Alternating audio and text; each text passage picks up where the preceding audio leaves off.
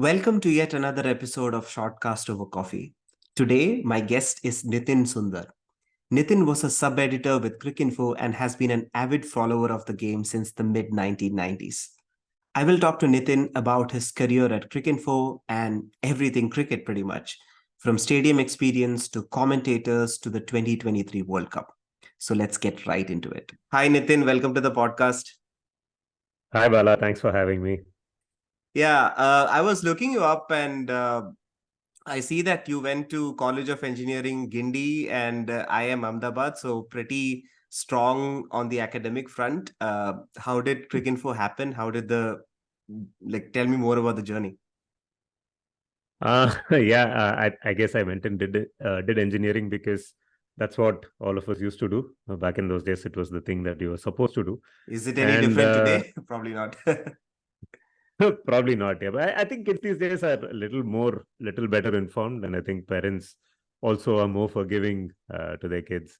Not like my parents forced me to do engineering and thing. I think it was more just that the peer pressure of what was expected to be done after school more than anything else, and lack of real knowledge or awareness of what the world had to offer. Thankfully, I think more opportunities these days for kids, more things to do. So hopefully, more people making smarter choices with their careers and whatnot. Yeah, so did 4 years of engineering, electrical engineering, but honestly, I don't think I learned too much there, except that I wasn't really cut out to be an engineer per se. And I then went and did an MBA because that seemed to be a good way to get out of the track of being stuck in engineering when you didn't want to do something technical in life. So that's what happened, and then after 2 years of that as well, and I think a year and a half of work, I realized I really wanted to be doing something else with life, and for some reason, on a whim, decided that I'll go and give Cricinfo a shot at that stage in life, and ended up spending 5 years there, and I've been fortunate to be watching and doing something around sport and cricket for the better part of the last 15 years, I'd say. It's glad that I made that happen. So before Cricinfo, you were in Singapore, London. Where all were you in? I was in London for a summer internship during my B school days. That was for a couple of months. I started working in Dubai, where I happen to be living these days, funnily. So I had a short stint in Dubai, followed by an even shorter stint in Singapore and Malaysia. This was with a consulting company. So I was in the strategy consulting side of things back then. And we're talking about 2008, 2009, just as the financial crisis was about to hit. And when it hit pretty bad. And it gave me a chance to sort of reset. It gave me and my wife a chance to move back to India and sort of try out new things in life. And to me, it seemed like that was a good time to try and give Cricinfo and cricket a shot. So that's how I ended up landing up in cricket. In a very strange way, connected to the great crisis of 2008, the subprime crisis. Who knew the butterfly effect could work in so many ways? Yeah, but like growing up or in college, were you into cricket? Did you play at some level? Were you into quizzing and all that? I never really played cricket too seriously, right? So I have a very strange cricket upbringing, so to speak. In my house, so it was my parents, my brother, my elder brother, and me. And none of them were really into cricket, right? So I was actually the first cricket fan at least within my nuclear family. So in the extended family, yes, I had cousins who were interested in the sport. I had an uncle who was very, very interested in cricket, but nobody as passionate as your stereotypical South Indian cricket fan tended to be. So I only discovered cricket by accident. After the age of 10, really the 1996 World Cup was the first event that really got me into cricket. The first time I really followed the game and watched the game closely, and that I was already 11 years old by then. And I think it was also a big success of the way that World Cup was marketed. That I believe a lot of people from my generation remember that World Cup very, very fondly, and started watching cricket. Lots of people remember 92 as well, but I think 96 just hit home in a different way because it was at home, right? And I think the the marketing blitz around that World Cup was something else. So that's when I really got into cricket. And I think if you really want to be really good at sport, you ideally start playing when you're maybe 7, 8, 9 years old. And so that ship had already sailed. So I never really took to cricket. But yeah, if there was a World Cup for being cricket fans, I would probably be, in the winning team of that World Cup. Yeah. Yeah, I've heard Gaurav Kapoor say that 92 was his thing.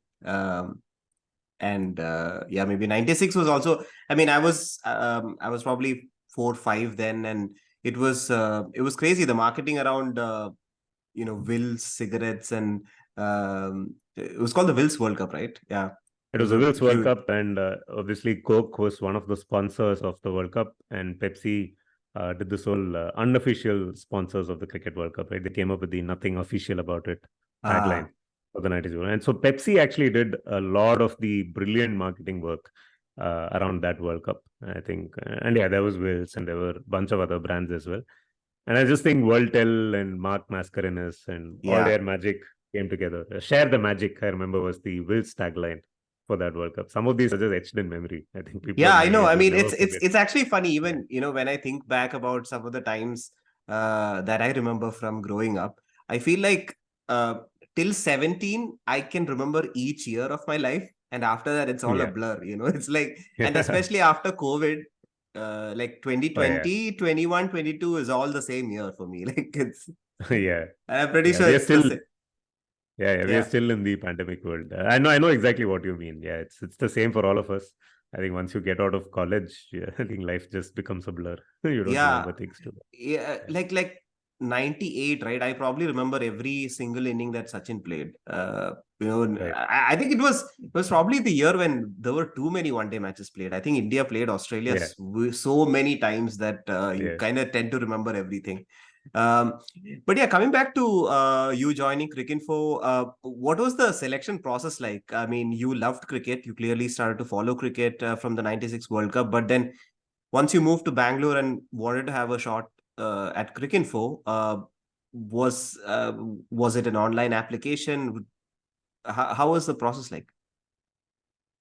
So Cricinfo tends to, or at least back then, tended to attract people from a variety of fields, right? So during my time at Cricinfo, for instance, we had economics graduates over there. We had doctors, we had lawyers, we had CAs who wanted to give give a shot at cricket because that was their passion.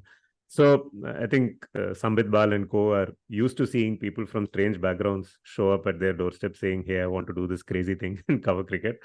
And I think the first question he asks is why. Not and if you have a decent answer to that question, it's fairly easy to sort Wh- of make it, right? what Yeah, was your it answer?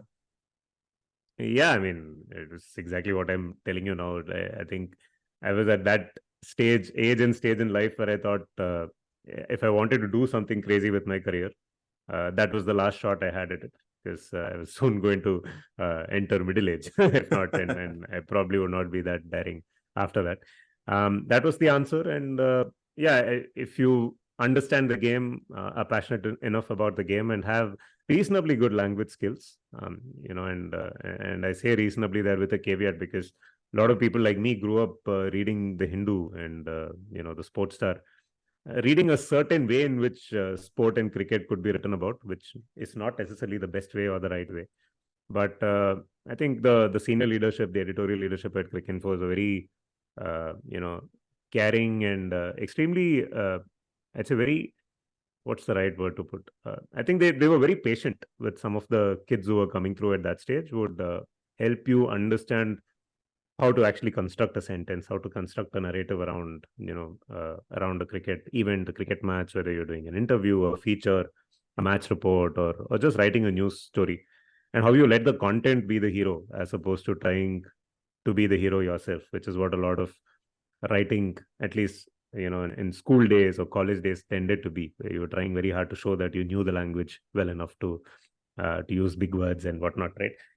I think that unlearning is what happened for me at Cricinfo. I remember, the first few sample pieces that I wrote in order to get the job, or if I look at them now, I would probably be very embarrassed, right?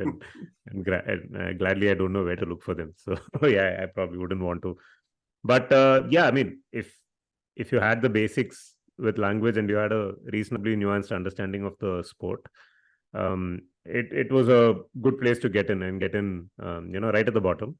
So that also helped. It's not like I might be an engineer with an MBA and coming from a consulting background, but none of that was going to be of much use in this new line that I was choosing. So it was made very clear to me that I would start right at the bottom and would have to work my way up, which I was fine with doing, and most people are fine with doing. You end up learning a whole bunch of new stuff when you do that.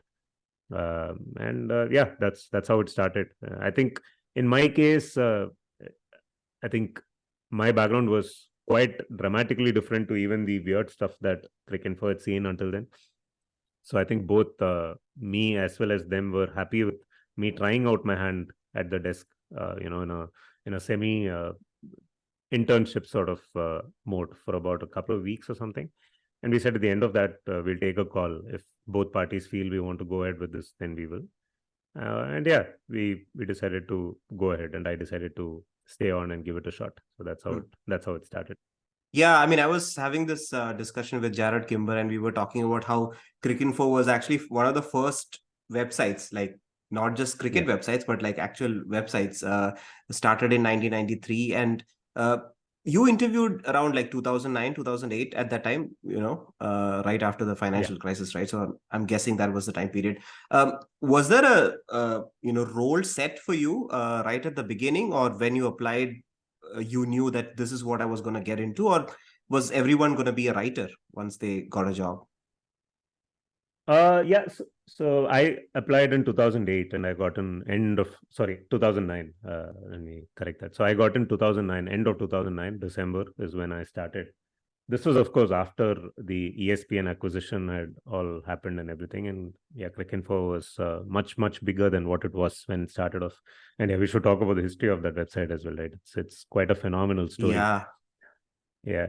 I think it was fairly clear that, like any other editorial organization that's in the business of doing news and the reportage, right? You would have a desk where you have editors, sub-editors, and then you have reporters or staff writers, the more senior folks who would go out and actually do the stories, do the interviews, do the match reports, do the think pieces, etc. The desk is basically tasked with editing and putting up copy that's been written by the more senior writers, right? So you make sure you edit it for style, make sure it's within the certain word limit, and decide where on the site it needs to go up, etc. And you also have a lot of regular wire copy that comes in, right? Like a squad gets announced, a player gets injured, there's a press release that comes from a board, etc., etc. So all of that needs to then get rewritten for the website. So that's typically what the desk does. And I was assigned to the desk, which is what happens to 90% of the people who come in and start, at the lowest level. And I think it's the desk is actually the most exciting place to be very honest, right? If I were to do it again, I wouldn't want to do it in any other way. Yes, eventually everyone wants to become a match reporter, the first question people ask me, so do you get to go for the games? Right. This is what they always ask you. Yeah, I mean, there are many ways. Right now, you could say, maybe given how difficult it's been to get tickets to the World Cup, We maybe will get there. We will being get there. maybe having a job as a cricket writer is probably one way to ensure you could get into grounds, right? Maybe that's one way to promote the job itself, ensure that you get into grounds where tickets are not being sold. But that's really a very, very later stage thing that happens, right? And before you get there, you need to first understand what desk editing is. You need to understand what the ethos of the website or the organization you're working for is, what the tone is, what the editorial stance is, what the position is, how to keep your opinions and biases to start with as a fan. But after that, a lot more than that, right? Your opinions on players, keep all of that outside and be like very objective about what you're doing.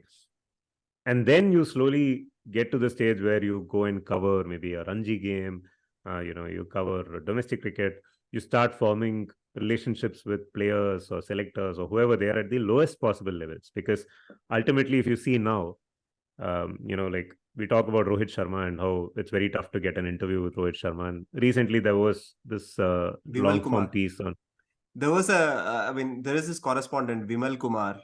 He got Right. an interview, and then it was so funny. By the end of the interview, was like, बस एक सवाल और, बस एक सवाल और. Yeah, And I exactly. was Yeah. But the thing is, the reporters who actually have access are the reporters who were with you when you were at the under 19 level, or when you were a kid at the Ranji level, right? And you were there covering them, you formed a relationship back then, and you've seen them grow. You can't really expect a sports person to open up to you unless you build that bridge out of them, right? So if you look at Yuvraj Singh, for instance, the relationship he shares with Sharda Ugra is unlike the relationship he shares with any other reporter, right?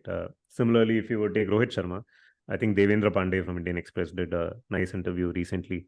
He's known him again for forever, like for more than 15, people 16 say a years. lot about Sunandan Lele. I mean, Sunandan Lele has a Correct. great relationship with almost all the Correct. cricketers, especially from the Correct. 90s. Yeah.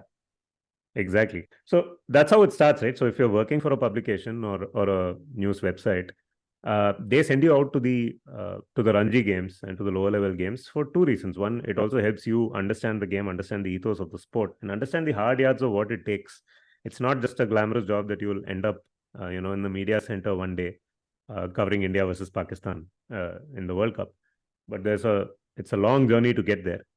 Along the way, you learn a lot of things, but you also get to form those relationships with players. And ultimately, 10 years later, when that World Cup happens, hopefully one of the players that you saw at the grassroots level is going to be playing there, and they'd be willing to give you that exclusive bite or that exclusive interview.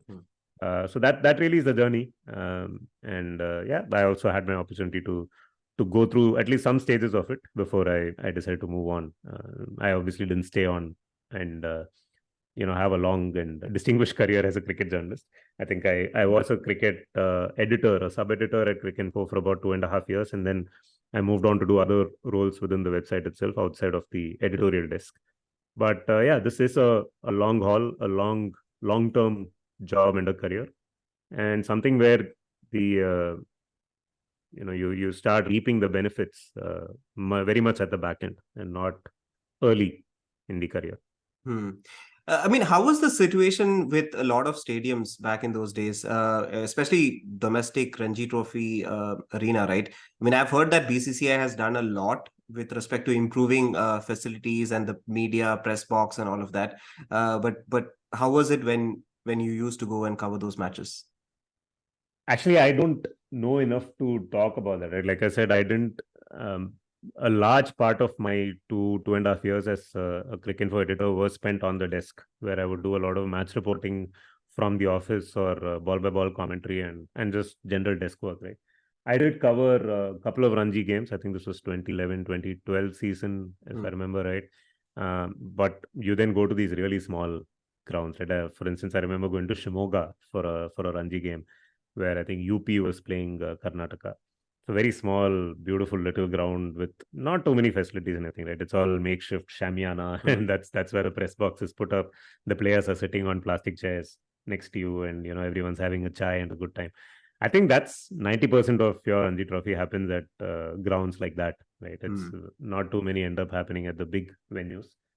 In terms of facilities, I think media facilities were always very good, even back then, right? What is hopefully now changing, and I think it's heartening to hear some good feedback coming from grounds like the Kotla, where experience has never been very good, but they've really spruced up the stadium for this World Cup, and I think fans are finally getting somewhat reasonable experience at least few of the bigger centers. We won't talk about the pigeon shit that has been seen, at some other venues like Hyderabad, etc., on the seats. Still miles to go. I think, unfortunately, in India, we have this tendency where we see the bare basics sometimes very rarely, and we get so happy about it because we're so used to seeing something way worse than it. For the amount of money and resources at the disposal of the Indian Cricket Board, things should be far better in India, and I think it's sad that it's not there. Have you watched an international game outside India, and how would you differentiate the fan experience between the two? Yeah, I have actually, to be very honest, I have actually not watched cricket at too many stadiums at all. Right, even in India, I've only been to Chepauk a few times, of course, Chinnaswamy Stadium a few times, and I've been to Baroda out of the The old one, beaten the path. IPCL ground, or This is the I guess it's the old one. This was in 2007 when I was doing my MBA. okay. We went to watch the famous Monkey Chance ODI between India and Australia, where the Ah, Monkey Chance actually started. So yeah, that was at the old ground, I guess. So in India, these are the only three stadiums I've been to, and I'm going to be at the Wankhede later this week for England versus South Africa. So I'm looking forward to that. oh. But yeah, otherwise I've not seen too many games at all in What stadiums in about India. Dubai or Sharjah? I have I have been to Dubai a couple of times. Been to the Dubai Stadium for a couple of T20 games, and it's a fantastic facility, a lovely stadium, extremely very very comfortable seats for across the ground, right? And the stadium facilities are fantastic. It has its own issues. It's in a strange corner of the city, so access to the stadium is not easy. And the Dubai weather, I think let's not talk about it unless you're there in the winter. It's not the greatest experience to be watching sport in. I've also watched, so I went for the 2019 World Cup for a few games in England. So I've been to Lords a couple of times, Hey, and I've that's a been lot to of venues, man. no, but for someone who's worked in cricket, Right. typically you see people who've been to every cricket playing country, etc. I'm not that person. So yeah, in England, I've been to Lords a couple of times. I've been to Leeds for the India Sri Lanka game at that World Cup as well. I think there's a world of difference between the experience that you have in any of these grounds and what you get to experience in India. It's sad, it's pathetic, and that's my It's just true. the seamlessness, or the tech involved, or can you just It's walk me the through? Yeah. Okay, it's pretty much everything, right? So let's start with let's not even go into the ticketing process, right? Yeah. I mean, what you need to do here is you need to jump into lines, you need to do somersaults, and then wait to get into the queue and get a ticket, and then show up at the box office, which very often is only opened on the day of the game and has like two counters or whatever. So the odds with of you with even no watching a official game managing it either, by the way. with Like there nothing was happening, right? nobody. Yeah. And yeah, no queuing, no nothing, and cops hitting you with latis as you're trying to Yeah. get tickets that you were paid for. So let's leave that aside. I think the real challenge begins when you try to get into a stadium in India, right? Like to start with, a lot of our stadiums are not anywhere near civilization, right? The new Hyderabad stadium, for instance, is miles away from the city. I've heard the Lucknow stadium is a torture to Nagpur, get the to. Jamtha one, yeah, like Yeah, Nagpur is 45 bad. minutes. Pune is bad. Yeah. Yeah, all of these. Thankfully, some of the older venues at least are inside the city. So Chennai, Bangalore, Delhi, Bombay, both the stadiums, etc. But even there, access to grounds is something that's never very comfortable. Right? For instance, in Bangalore, if you were to drive to the ground, you need to find parking at least 2 kilometers away, and this is in the center of the city, right? And thankfully, in the Bangalore weather, you could still do that and walk to the ground without losing half your weight, sweating bucket loads before you get to the ground itself. Thankfully, there is a metro station near at least the Bangalore stadium, but most of India doesn't have great public transportation, right? And forget it when it comes to public transportation to get to venues. So it's like going through a lot of hurdles, and then you eventually get there. There are queues that are snaking in every possible direction. You don't know whether you're getting into the queue for your stand or for some other stand, and Mm. you really don't know whom to ask because the other people are also not very sure. Then you eventually get into a line and you start moving, and then you need to walk through this jail sort of entry point. Very often the entry points are just holes in concretes through which you need to walk. Extremely claustrophobic, very very difficult for women and children, and for disabled people, right? It's just not, there's no thought put into how these grounds entrances are designed.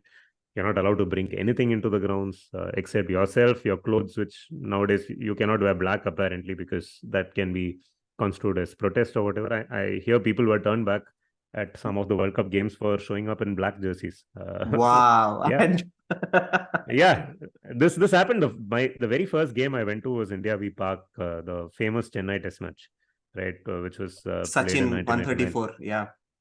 Yeah, and for that match, they very clearly said, "Please don't come in black. We will not allow you if you're in black." And still, obviously, people showed up because those were pre-internet days, right? Nobody gets the update. And then what do? You go in without a shirt. You leave your shirt outside. All you can take. Thankfully, they're allowing you to take mobile phones in these days. Imagine. I mean, that's an allowance they make. They don't let you take earphones inside, for instance. You can't take water. The contrast is you get into Lords, right? It's the and when I get to Lords the first time, like obviously, and this was back in 2008 when I was doing an internship in London. I went for a day of Test cricket at Lords. You only read about Lords, right? It's like the headquarters of cricket. And like, oh, it's going to be so difficult to get into. The security must be extremely this and that. That's literally nothing. You just walk through some turnstiles and you're in. And you're allowed to bring whatever you want. You bring your picnics, you bring your snacks, you bring whatever you want, literally, right? You can't bring a suitcase, but short of that, uh, the world is your oyster. Lords famously is the only cricket ground in the world which allows you to bring your own alcohol from outside as well. No other cricket ground allows you to carry your alcohol, at least officially, into the ground, but Lords does. So that's an interesting tidbit for you about Lords. But when I was there during the 2019 World Cup, it was there was this whole sustainability drive that was happening. So they were so you could get any drink you wanted, right? Water, beer, whatever, and they would give you these recyclable glasses. And when you return that glass after your drink, they would give you back a pound. So they were actually being that mindful about not wasting, and there were water fountains everywhere, so you could just refill your own bottle. You could carry your bottles and drink water inside the ground. It's a world of difference, right? And You know what? I there's no point remember. even comparing. Yeah, you know what? Yeah. I remember in 2015 World Cup, I think New Zealand and Australia, like both countries were having some sort of a heat wave issue or something. And then the organizers had free sunscreen vending machines and stuff. Like There you go. Yeah. that was remarkable. Yeah. I think it was in New Zealand, Eden Park or one of those stadiums. I remember. Sounds like a New So Zealand thing. yeah, because they're not so used to the heat, right? So Yeah. wow, that's remarkable. I mean, the whole sustainability thing and all of that. Yeah, Yeah, I all of mean, this, right? So some. this like this 2023 World Cup, right? So I live in Dubai these days, and it's easy to fly to India, right? It's literally like flying from Bangalore to Delhi. Flying to any city in India it's a short flight from here. So I was quite excited about the 2023 World Cup. I wanted to go and watch multiple games if I could, and I've been waiting for the schedule and I've been waiting for the tickets, and the level to which the apathy has been on display this time, the delays that happened, it just put me off wanting to watch cricket during this World Cup at all. And the only game I'm going for as things stand is that the Wankhede game that I mentioned earlier. And that again is because a lot of my friends are going and I want to be there with them. I'm already dreading the experience of trying to get into the stadium on that day, dealing with the crowds, dealing with the shitty toilets and the lack of water and all the other problems that you get to experience when you go to an Indian cricket stadium. It's just sad. They managed to put someone like me off of wanting to go to the game. And it's no surprise that there is no foreign contingent from any of the countries that really is following this World Cup, because the schedule was delayed so much, the ticketing was delayed so much. There's no way normal people can take time out from their work, from their life, from their family schedules to make time for sport unless you make it comfortable for them to. I remember the 2019 World Cup tickets went up on sale more than 12 months before the World Cup. And I remember how easy and seamless the process was to buy tickets sitting in India. I could print out my tickets and carry them with me. I didn't have to go to a box office or whatnot. We are in 2023, we are in digital India, so to speak. And the lesser said about it, the better. Yeah, I mean, and somehow Jarvo 69 makes it to the ground with all this complication. Let's not go there. Yeah. I don't even know how that happened. But yeah, I mean, you know what is so fascinating is I was looking at some of the Twitter pictures from the Narendra Modi Stadium in Ahmedabad. Like the toilets are just, I mean, it's horrible. Like, I mean, and it's a new stadium. I mean, we're talking about a very new stadium. Yeah. And Yeah. that's that. Yeah. So working in Cricinfo, did you get a chance to meet players, and what have been some of your memorable interactions with some of them? Yeah, I mean, you do the one good thing about working at Cricinfo If nothing else, the experts that come in to do video content would anyway come into the office and spend, a large amount of time in office. So one of my lesser known claims to fame is that I've once been driven by Rahul Dravid. it's it's a let's say it's a feat, or it's an achievement I share with Alan Donald, who has also been driven by Rahul Dravid. But yeah, so going out for a team lunch or something with Dravid, and I think the rest of the group had already gone in He taxis was or not the whatever. Indiranagar Gunda then. He was not the Indranagar Gunda. Yes, I think I was left behind or whatever, and the only person who hadn't yet left was Dravid himself, and I hopped in to the car, into his car, and got driven to the place. But yeah, on a fine Wednesday morning, you'd be sitting there writing some silly copy about the Qaid-e-Azam Trophy, or some other nondescript domestic tournament happening in some corner of the world, and then suddenly you have Ian Chappell or you have Rahul Dravid walking into office. That's one of the probably the biggest perk of that job, was the opportunity of actually having that happen to you, right? So yeah, there was obviously Martin Crowe during the 2015, or in the lead up to the 2014 World T20, where he was one of the experts, the studio experts for Cricinfo, and I think interacting with him was extremely memorable, cherished experience, something that I definitely hold dearly forever. Ian Chappell helping him get his diabetes shots once in office. or I don't know, diabetes is something, he had to get a shot, right? And I think I administered the shot because there was nobody else who knew what to do.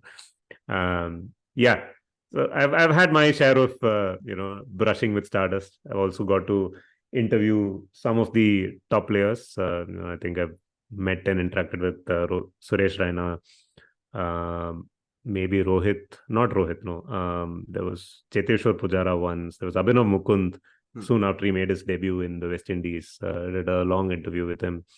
And I think we also had the Champions League T20 happening back then, that forgotten tournament, right? And you had all sorts of interesting players like David Williams from the West Indies, the short wicket keeper. He was with the Trinidad and Tobago team, so I managed to interview him. I quite like that concept, actually. I don't know. It was a good concept, and I think it's a concept that definitely has legs, and I think they shelved it too soon.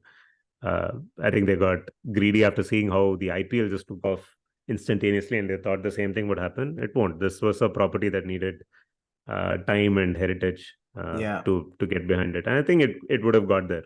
Maybe they still would do it, but really, I mean, what's wrong with us? Are we asking for more T20 cricket? No, I mean, it brought a lot of, I think at least I noted Kyron Pollard during that one of those tournaments. I think the one in South Africa. That's when he was smoking it crazy. And that was partly the problem, right? You would see these great players in the Champions League T20, and the next year they'd be playing for Mumbai Indians. So exactly, everyone started to play for Mumbai Indians. Yeah, I think that Pollard was hopped in right after this tournament, I remember. Sunil Narayan as well, right? Really emerged for Trinidad and Tobago against, I think he did really well in that CLT20 2011, if I remember right. And and then he started. I think even Maxwell and Ryan Descota also probably. Aaron Finch played for Victoria. A bunch of players who first got noticed, at least on the international stage, for the first time during the CLT20. Yeah. Right. Yeah.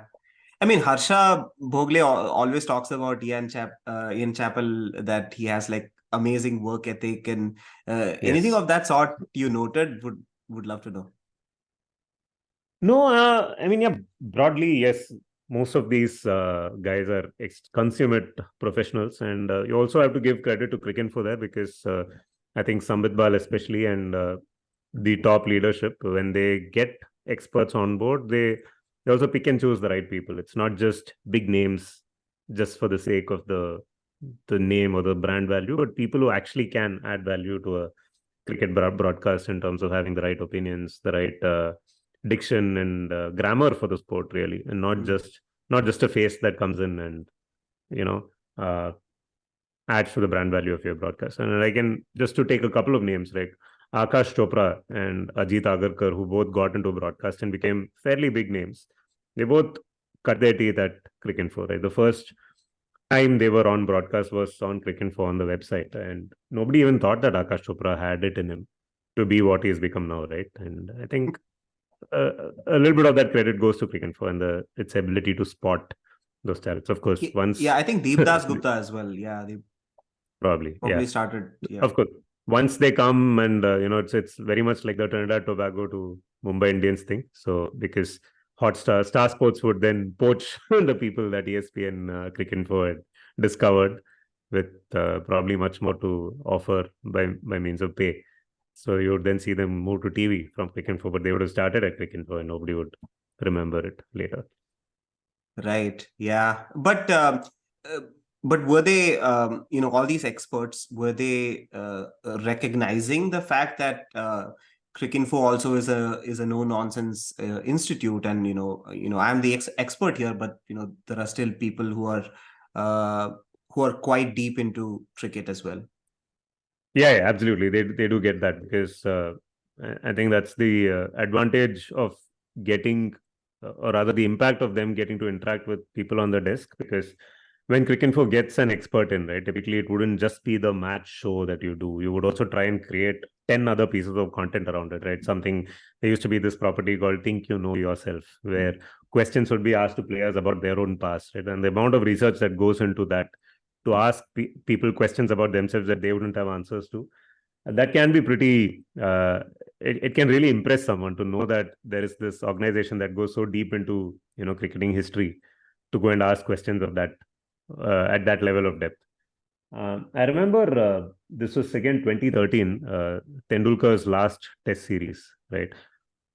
So that the test series got announced with West Indies, and I think around that time was when Sanjay Manjrekar put out a tweet, which he wanted to send as a message to Sundar Raman and put out as a tweet, and then eventually got axed from the commentary panel, the broadcast commentary panel. And he was then roped in for the ESPN Cricinfo show around that series, and which was, I think, the very early days when Cricinfo started taking its video side of things very seriously, right? And I remember him saying during the course of that show that he was very impressed by the level of commitment and professionalism that a small website was able to bring with a very, very small budget compared to what a Star Sports had at its disposal. The quality of content that was being put out was very much on par with what a TV broadcast was. Of course, this was way before the Disney Hotstar and Cricinfo sort of partnership took off, and now I think there's a lot of cross pollination that happens across Star Sports and Cricinfo. Wasn't the case back then. It was two very separate entities. So I think that's again testament to the organization. But I know we're talking a lot about video, but I also don't know if another website where you have another set of experts talking the same old cliched stuff again is really the way to go. I don't know if people have the appetite for more and more of these shows. I know CricBus is doing their own content as well, and you have Hotstar and Star Sports and whatnot. I think by now websites should have figured out newer frontiers to create content, and it's a bit sad to see that both CricBus and Cricinfo have not really innovated beyond just trying and replicating what happens on TV, because they really can't compete with TV because they don't have the rights to the actual live game. So they should really be doing something radically different and differentiated, which they're not, and that's sad in my opinion. But what else is there, right? I mean, sometimes there have been cases when I have not watched the match and I really love Joy and Harsha talk about it, because it's so much more fun than the match itself, because especially one-day cricket, right, between overs 20 and 40, 45, it's just so boring. I mean, it just goes to sleep pretty much. So, but yeah, what else is there? I mean, do you have any thoughts? I'm glad that I'm not the person who has to decide or has to discover these things, but definitely double down more on the fantasy gaming side of things, double down more on the fan-generated content side of things. I think it's a travesty that we still don't have fan-led commentary happening in cricket. There are so many great voices out there. There was a contest. I don't know if it was Cricinfo, but there was the next Harsha Bhogle contest. I don't know who organized it. But yeah, nothing came out of it, was No, there was that was again to find more commentators slash anchors for television, right? So that was Harshaki coach that you're talking about. I think that happened on ESPN Star only, and around, I don't know, 2003 4 types. And I believe people who went through Harshaki coach actually did make it on television as well for a while. But again, I mean, they gamified it and made a nice contest and hullabaloo about it. But it was again more of getting the same thing in. I'm talking about people like, let's take a very radical random example, someone like a Danish Seth, for instance, right? If he could do full length commentary, and it need not be about the high elbows, it need not be about the cover drives, it need not be about field positioning, it can be just the fan's voice, right, where it's about banter and about how you can connect it to pop culture maybe and whatnot, right? I know efforts are being made, have been made. I think especially during the IPL, you have this, RJ this comedians, Balaji. RJ Balaji's commentary and all of that. But again, all of that innovation is again coming from the television side. It's not coming from the digital channels, who really are the ones who have to innovate, right? And the reality is, on Star Sports, while they have the alternative commentary, I think the numbers bear it out that those channels don't get as much uptake as the default feed, because we are creatures of habit, right? And we will always default to the default because we don't know better. It is, the innovation really comes from people who don't have the default at their disposal, and in my mind, that is your Cricinfos and Crickbuzzes of the world. But I don't know. It's for them That to is so answer. true. I mean, one of the big names in venture capital is venture capital. Vinod Khosla. I was watching one of his interviews. He was saying that none of the big or radical changes have come from big corporations. When has GM done something? When has GE done something? They just keep on doing the same things that they have been doing, and it's always one of the smaller startups or whatever that come up with innovation, and then obviously they buy it or Exactly. something else happens. There's so much that can be done.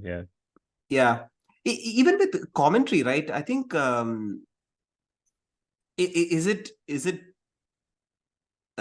impossible for someone who has not played any one-day cricket or test cricket to break into the commentary box? I mean, Harsha gets asked this question a lot of times and he says no, and I think it's just impossible, right, from now on. I mean, absolutely. I think it's if anything, it's gotten more difficult, right? And hats off to Harsha for what he's pulled off, because he has done it against tremendous odds, and I'm sure every step of his journey must have been difficult, right? The number of times he'd have been asked this question by fellow panelists who have test caps behind them. I remember, I think this was on the Amit Verma podcast, where what is that guy's name? Vikram. Oh yeah, man. What's his name? I was Vikram I actually Sathe. forgot his name. Vikram Sathe. Vikram Sathe, exactly. Vikram where he Sathe talks was... about what happened with Sunil Gavaskar insulting him and pretty much treating him like shit. I lost respect for him. Studio, right? Seriously, so that's pretty much the default state, right? Even if you're good enough to earn your chance to be there and do your job, you're not going to be treated well because you have insecure prima donnas around you.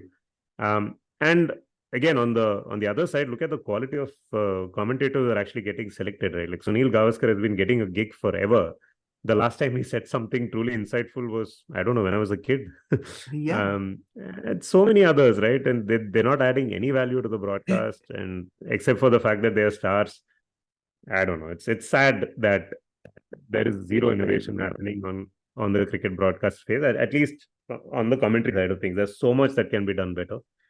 I don't know. People just like to default to the defaults, I guess. It was actually funny. One of the I think it was one of the IPL highlights, and I was just going through the highlights, and every time someone hit a six, Murli Karthik would say this time, and then the next six hit this time, and I was like, it started to become a pattern because it's the highlights, right? You started to note. What value does Murli Karthik add to a commentary panel? I mean, I'm being brutally frank here. He adds zero value because he doesn't say anything insightful ever. And he resorts to cliches all the time, right? Sivaramakrishnan, for instance, and you used to have Arun Lal doing the same thing for many years. It's even Agarkar. One of the best things about Agarkar becoming a national selector is that you don't have to hear his commentary anymore. At least that's how I look at it. It's a positive. And actually, Sanjay Manjrekar, right, for all the grief we give him, he actually stands out because compared to the others, he actually brings in a little bit of an insight. He brings in a little bit of an analysis hat to his broadcast. He's not just parroting lines, like a Rolodex. Yeah, we're just cursed to live with bad commentary. What is your dream commentary panel? I have to say my favorites. I really love Bill Lawry. He probably doesn't bring a lot of insights, but his voice modulation and his excitement is absolutely amazing. Yeah. No, I think the Channel 9 team of, the late, early 90s, so even the mid to late 90s was really good, right? Your Richie Beno and Bill Lawry. Michael Holding wasn't part of it, but you put Michael Holding into the mix always. Ian Chappell. I used to love Tony Greig, right? People have many opinions about him, but I think the amount of energy he could bring to a cricket broadcast was just phenomenal. Also, I think even the early 2000s, when you had Alan Wilkins and Harsha Bhogle himself, I think those were still fairly good panels. And the thing is, voices tend to get stale beyond a point because as fresh as they are, you start getting used to their quirks, and ultimately you want a new soundscape. So ideally, I believe the shelf life for a commentator needs to be much shorter as well. Maybe everyone has 5 to 10 years in them, but not more. Even the greats, right? But sadly, what you're getting now is people who are not so great, but also stay on forever. But yeah, my dream names would be those: Holding, Chappell, Bill Lawry himself, Richie Beno, throw in a little bit of Alan Wilkins, and I take that.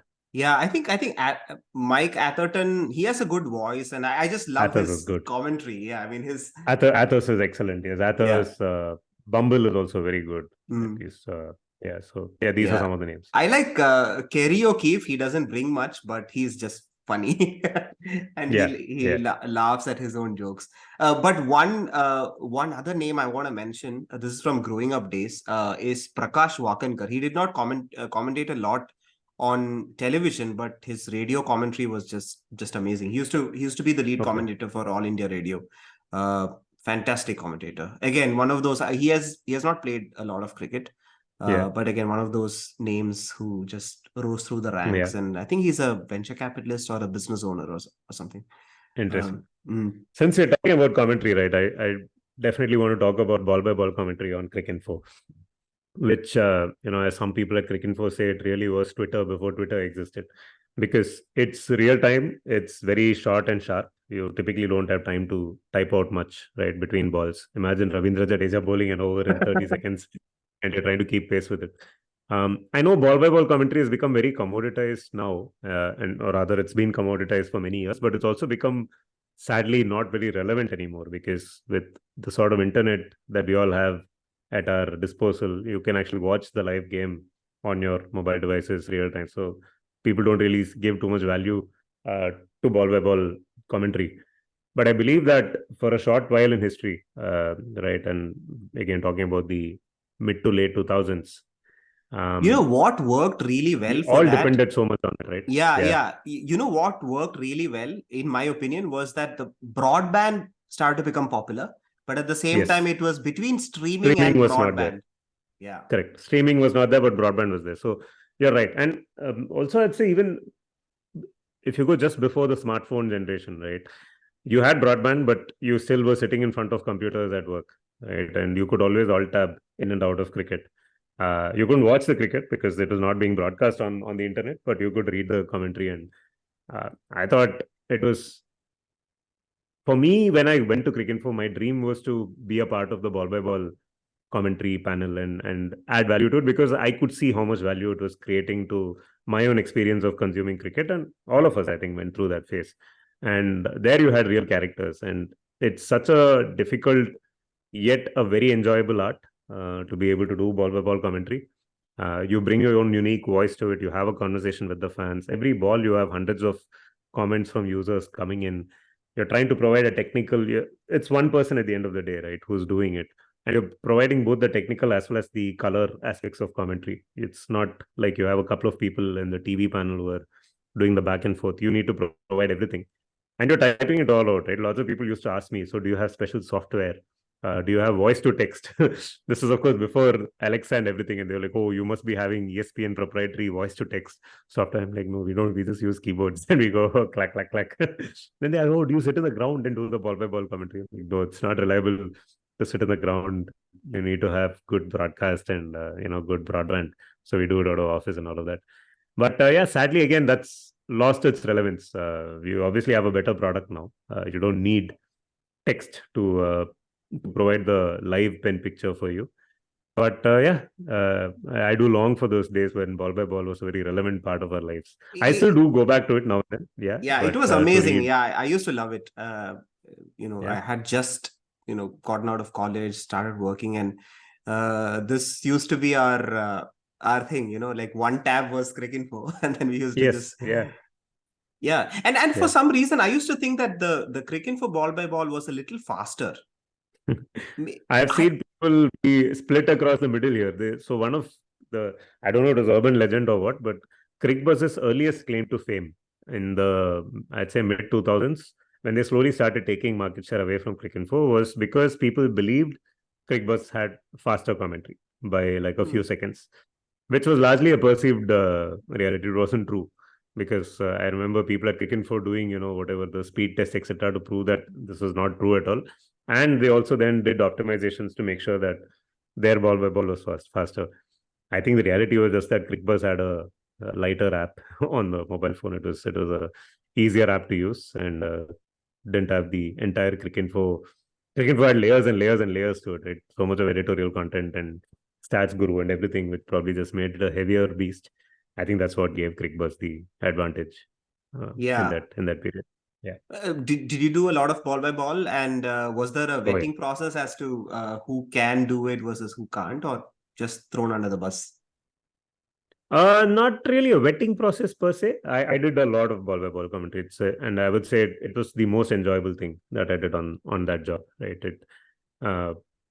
If you volunteer to do it, you could do it. You would be monitored initially to see that you were doing it right, and you would be trained as you would for anything else that you do on the set. And there would always be, some either peers or seniors just keeping an eye on what you're putting out there, and to make sure that you're not saying something, that could land the website in trouble or create a controversy. But yeah, other than that, there was no vetting. By the very nature of it, there is no second eye for live ball by ball commentary. It's out there and it's out there. That's it. Yeah. Yeah, and it's stored for posterity. Yeah. No, you could go back and edit it, but yeah, it is. But yeah, it is for all practical purposes. Yes, it is there for posterity. Yeah. Yeah, I mean, what fascinates me is, the amount of cricket has also gone up, right? Like, mid 2000s, it was just the odd test matches. I think tri-series era had already ended. It was all bilateral, probably 7 ODIs and 4 test matches. Yeah. And but Cricinfo, made sure that they covered everything, from Papua New Guinea to under 17s to Qaid-e-Azam. Like, was there enough machinery to cover all those?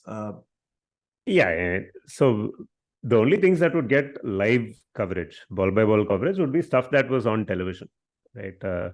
Other than that, there used to be these ICC second division, third division kind of tournaments where, Cricinfo would actually support those tournaments by sending scorers from the Cricinfo team to go and cover those tournaments. And then ICC would actually sponsor their travel because they're actually going and doing the work, right? In strange places. In Namibia would host an ICC Intercontinental Cup, for instance, which could get coverage, etc. But yeah, if anything, I think it's become more challenging now because you have a lot of televised cricket happening now, which then means you have to have ball by ball commentary and live coverage for all of that cricket, right? And some of it might not be very relevant, like Abu Dhabi T10 League, for instance, right? Who's even watching that cricket, right? Except for people who are indulging in naughty stuff on the side. I don't know who's actually watching those some of those tournaments. Yeah. But I guess from what I understand, it's become more challenging now because they need to actually have a much broader desk and more machines. But again, technology has also improved so much. You can have a remote workforce. You can have people sitting in different parts of the world doing this now. Wasn't always the case back then. Yeah, and talking about commentators, right? it's so sad that BCCI has this contract where commentators can't say anything against the BCCI and all of that. Is that like, why is that so? I mean, why is that so? Is a very obvious question, I guess. But that might be so limiting, right? And what do you have to say about Sachin at the commentary box for this World Cup?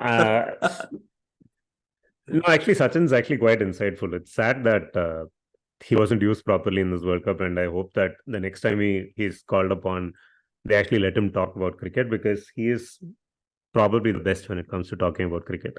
Right? I keep going back to this long interview that Siddharth Monga did with Sachin Tendulkar. This was in 2011, I think, and Cricinfo used to have, or still has, this thing called the Cricinfo Awards, where it would pick the best performance in Test cricket, One Day cricket, etc. And you know, I think in 2010, the award for the best, or 2011, the best Test innings award went to Tendulkar for his century at Cape Town. Oh, what an in the innings that third was! Test. Yeah. So there is this long interview that Siddharth Monga did with Tendulkar, before the award was given, and it's on Cricinfo, where Tendulkar literally dissects every ball, every moment of that innings, of that spell where Dale Steyn and Maury Morkel were bowling to him and Gautam Gambhir, and how both the batsmen decided that they would just hold up one end each. So Morkel Gambhir was scored a being tackled by 97 or something. Gambhir scored 90, and he was facing Morkel from one end, and Sachin took on Steyn from the other. And Steyn was at his brutal best, and that pitch was doing all kinds of tricks. Right, the ball was bouncing really crazy, and the pitch would go on to deteriorate further. Right, and Gambhir plays another wonderful innings in the second innings as well. But anyway, the point I was trying to make is, you can see how deeply Tendulkar understands and thinks about cricket. Obviously, you don't. I mean, his record speaks for itself. But his ability to read the game, and I think yesterday again there was this one tweet he put out about the Afghanistan bowler. Yeah, I saw right? that. Yeah, it reminds him of Praveen and Bhuvi. Exactly. That bowler bowled 2 overs yesterday. That's all he saw on television.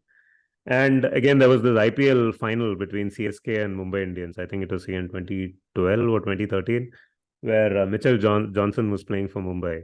And Mumbai wins that final. Johnson bowls reasonably well. Nothing much to write home about. But Tendulkar, by the sideline said, if Mitchell Johnson keeps bowling like this, then Australia are going to destroy England in the Ashes. He didn't use the word destroy. And that's exactly what happened, right? And honestly, there wasn't enough in that IPL to say that Johnson was going to destroy England, but Tendulkar could see it.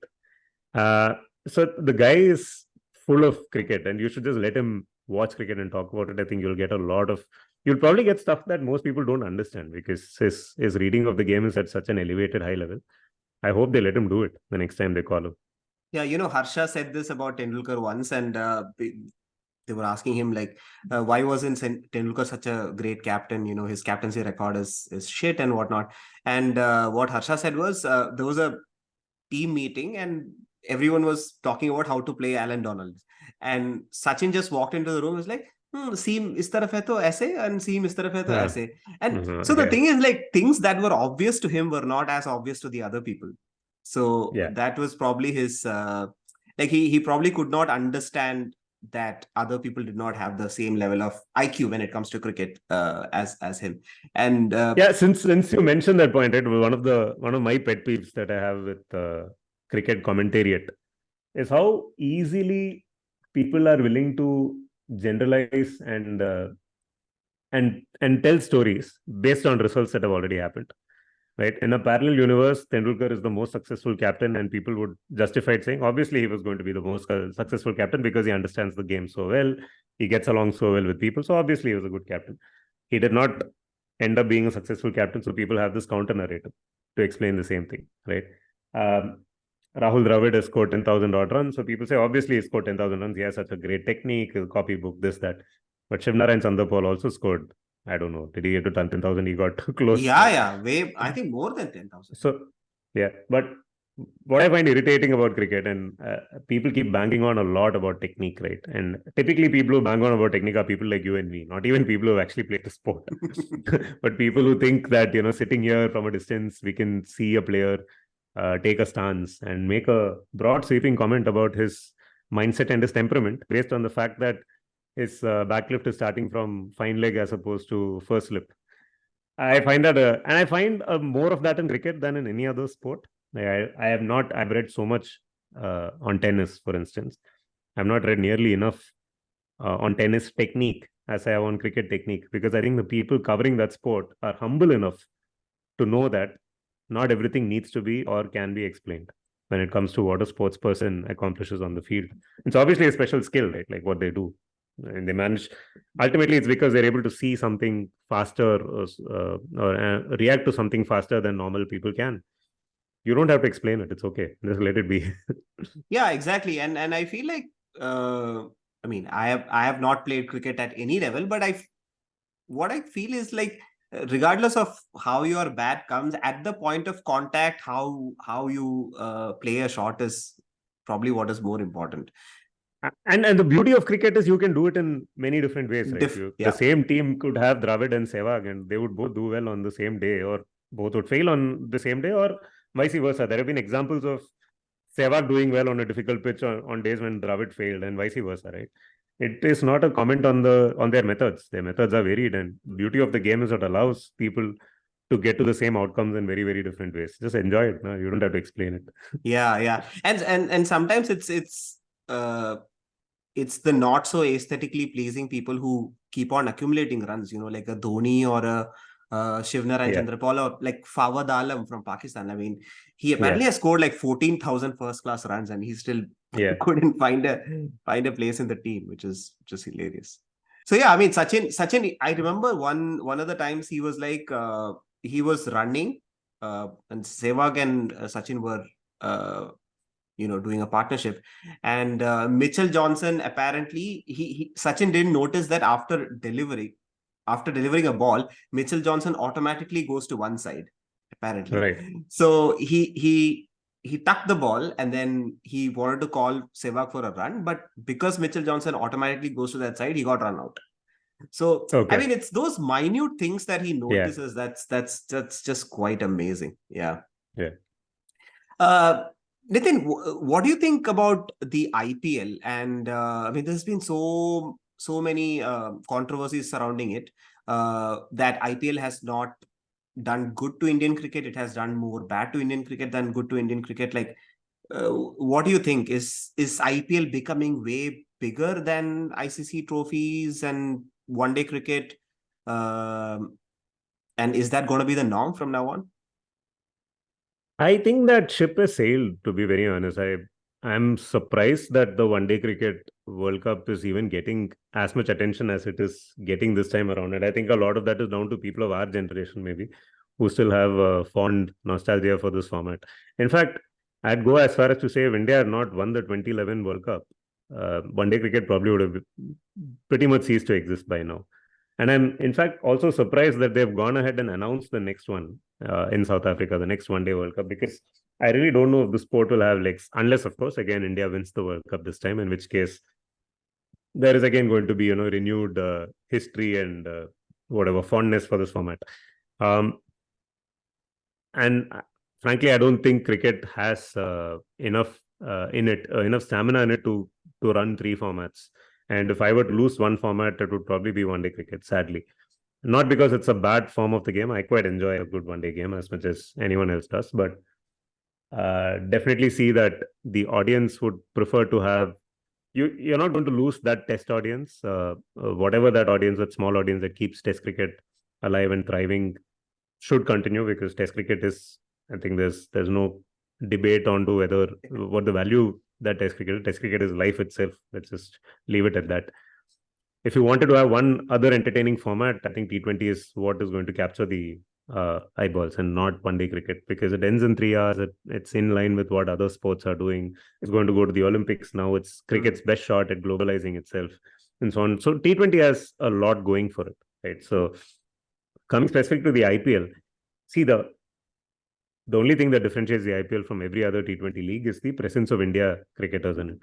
Right? Not because it's a better organized tournament or because there's more money going into it. All of that is because Indian stars play in it. And as we've seen in this World Cup itself, the Indian cricket fan is not really a cricket fan. He's an Indian cricket fan. Right? He's there to support India, the idea of the country winning rather than supporting the game itself.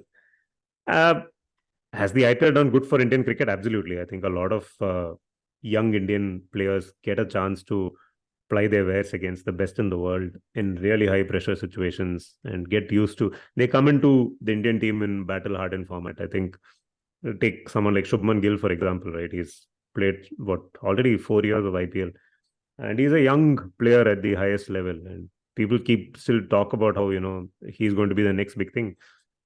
Guess what? He's already been a big thing in that tournament for a while. I mean, not like he's not really set a tournament alight or anything, but he's had the chance to be there and score a lot of runs in the IPL, right? And this year, in fact, he had a great IPL as well. And that's true for pretty much anyone else who's coming through. Um, I would say India doing well in the 2011 World Cup was to some extent the fact that their players were exposed to playing tight games, tough chases under lights in those conditions much more than some of the other Oh, I remember some of the teams have. innings Suresh Raina played in that 2011 World Cup. Absolutely, a great example there of someone. Again, we're not saying that, at least I'm not saying that the IPL is going to replace first class cricket as the finishing school, or maybe it will, and so be it, right? Like, people keep saying, is the IPL killing Test cricket?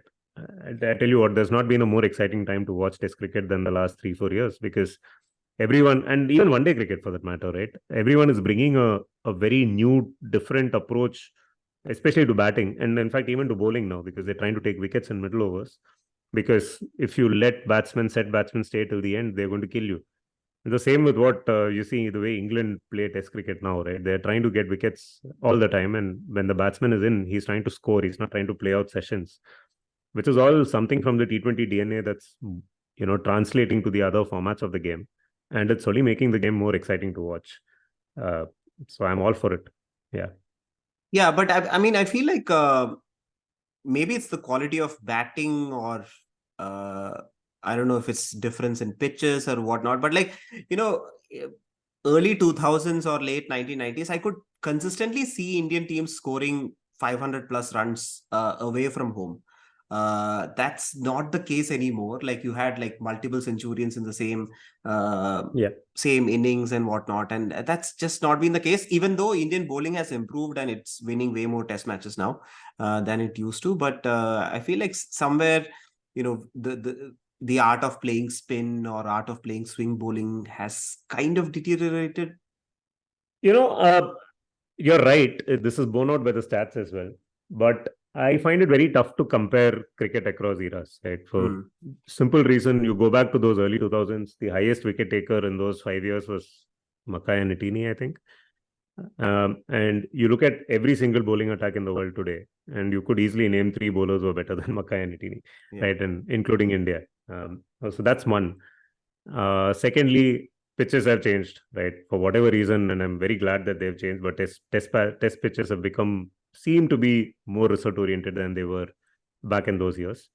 And the other thing that really hasn't just changed the way wickets are taken, but has changed the way batsmen bat is DRS, right? And I don't think there's been enough. I don't even know how a study can be done on the impact that DRS has had in the way people play cricket. The way batsmen defend the ball has changed because they can't afford to keep bat and bat next to each other anymore, right? Bat has to be in front.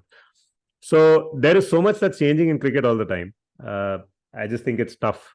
And a small thing like a batch of Duke balls that showed up, in the English summer 2 years back had such an enormous impact on the result in that season.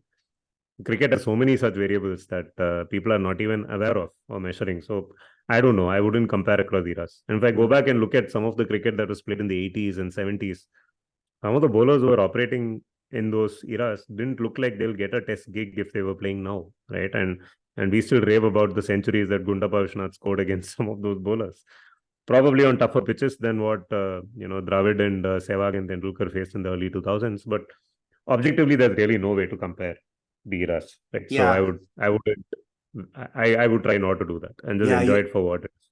Yeah, you're right. I mean, it's comparing different eras is just super unfair. I mean, talking about DRS, there was this Pakistani news channel where someone was saying that if DRS was there in that era, Wasim Akram could have had 700, 800 wickets.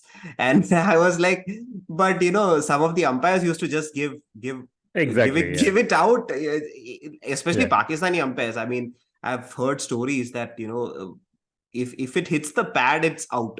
If Yeah. if they bowl, and if Indians appeal, it wouldn't be given out. So yeah, could go both ways. Nitin, the other thing, Afghanistan upset England. Did you watch the match? How was that? I unfortunately missed all of that match because I was traveling.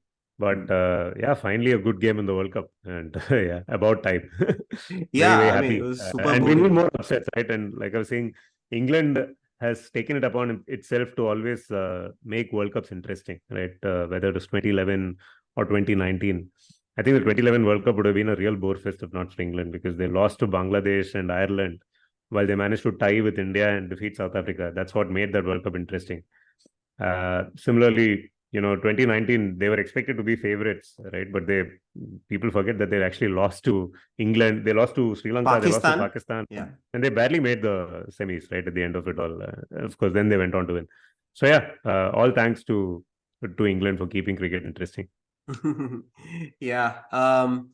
So yeah, coming back to this World Cup, what are your favorite teams? Do you think India is gonna do it again?